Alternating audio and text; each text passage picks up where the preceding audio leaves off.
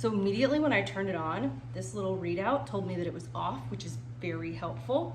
And I had to hold down the power button to turn it on. Okay, so the temperature keeps rising until I stop it. I quickly click the power button and that paused it at 300. I don't know if that's too hot, we'll find out. I can feel the heat with just my hand here. It did come with a glove and 2 clips. I don't like these clips, but some people might like them. I'm just gonna use my own. I have to finger comb my hair because I have Celtic hair, like I said. So I've got what are called fairy knots, which basically means the ends of my hair kind of knot together and want to be best friends.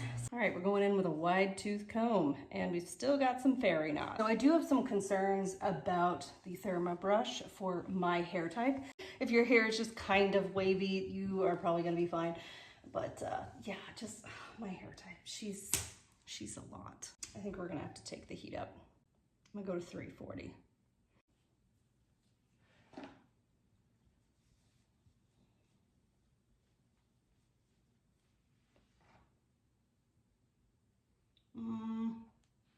Okay, I'm not loving it yet. I'm just not seeing that like shine that I really want on my hair. We're gonna take the heat up some more because I'm wondering if that's the issue. I'm just not feeling it yet. And it's possible I'm doing it wrong. Ish. Trust the process. I'm gonna take you to the end of my hair and we'll see how we did. All right, this is what we ended up with. Oh, it's got a little bit right here. Just gonna gently iron that out. Yeah, I actually think this worked pretty good. I wasn't sure if I liked it at first. I was just a little bit like, I don't know about the spikiness. I don't know. But you know what?